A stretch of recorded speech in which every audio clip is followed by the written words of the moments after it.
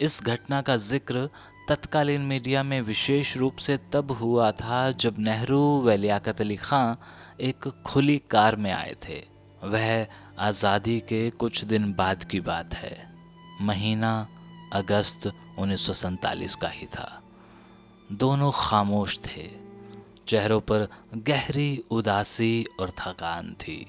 अजब आलम था कि दोनों मुल्कों के दो शिखर पुरुषों की अगवानी में कोई हाथ नहीं हिला रहा था। उनकी कार के दोनों तरफ इधर से उधर व उधर से इधर आने जाने वालों के काफिले चले जा रहे थे। और तभी नेहरू ने खामोशी तोड़ी और बोले, लियाकत, यह क्या हो गया है? लियाकत अली खां का जवाब था, हमारे लोग पागल हो गए हैं और कुछ नहीं। इसी बीच एक बुजुर्ग दिखने वाले हिंदू ने नेहरू को पहचान लिया। वह कार की ओर लपका। कार धीमी हुई। वह जोर जोर से रोने लगा, गिड़गिड़ाने लगा। वह नेहरू से मदद मांग रहा था। उसकी 12 वर्ष की बेटी को कुछ गुंडे छीन कर ले गए थे।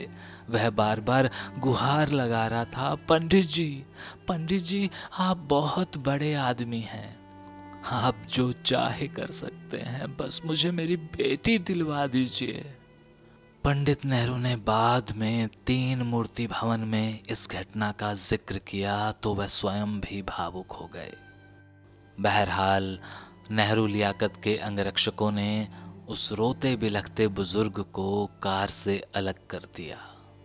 लियाकत अली व नेहरू दोनों ही इस हादसे के बाद हिल से गए थे।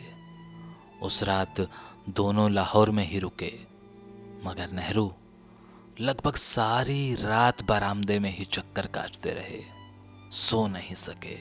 रह रह कर उनके सामने उस बुजुर्ग का गिड़गिड़ाता चेहरा उभर आता और उन्हें अपनी बेचारगी का एहसास करा जाता।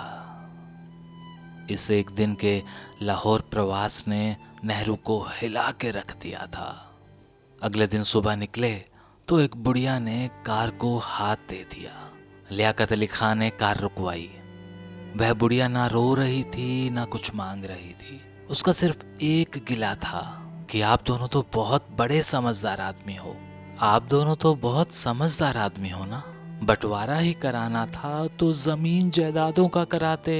कभी कभी आबादियां उजाड़ कर भी बंटवारे होते हैं। अरे बंटवारे तो हमने भी देखे हैं, सुने हैं, लेकिन आबादियों के बंटवारे तो ना सुने ना देखे। लानत हो तुम सब पर, लानत हो। और यह कहती कहती वह बुढ़िया एक गली की तरफ मुड़ गई। शायद वह थोड़ा सा डर भी गई थी कि उसे उसके गुस्से के लिए सजा ना मिले। लेकिन उसकी बात से भीतर तक हिल चुके दोनों बड़ों ने एक दूसरे की तरफ देखा। दोनों की आंखों में ऐसे सवाल थे जिनके दोनों के पास कोई जवाब नहीं थे। दोनों ने सर झुकाया और अपनी अपनी तरफ बाहर की ओर देखने लगे। इस घटना का जिक्र तत्कालीन मीडिया ने भी किया और कॉलिंस व लेपायर की बुक फ्रीडम एट मिडनाइट में इसका जिक्र है। बहरहाल अब बहुत कुछ बदल चुका है। अभी कुछ बाजारों, कुछ मोहल्लों और कुछ बस्तियों व सड़कों के नामों में ज़्यादा तब्दीलियां नहीं आई। मंटो वाला लक्ष्मी मैंशन अभी भी लक्ष्मी मैंशन है। कृष्णा गली अभी भी कृष्णा गली है और सर गंगाराम रोड बरकरार है। शुक्रिया। तो जनाब, हमेशा की तरह ये वाला वाक्या भी, यानी कि ये वाला आर्टिकल भी मैंने डॉक्टर चंद्र त्रिखा की कलम से लिया है, जिनके मैंने अब तक ना जाने कितने पढ़ डाले हैं, मैंने गिनती नहीं की। लेकिन आप लोगों ने सभी के सभी पसंद किए हैं, भले वो रेशमा हो, सर गंगाराम हो, मंटो हो, आबिदा हो, जितने भी मैंने अब तक पढ़े हैं वो सब के सब डॉक्टर चंद्र त्रिखा की कलम से मैंने लिए हैं। इस तरह के बड़े सारे और मेरे पास अभी भी हैं जो मैं गाहे बगाहे वक्त बे वक्त आप लोगों के सामने रखता रहूँगा। जाहिर सी बात है कि ये सारी चीज़ें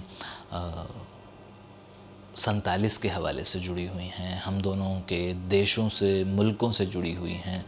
इसलिए मैं ये आप लोगों के सामने रखता हूँ और आप लोग इसे पसंद करते हैं। शुक्रिया।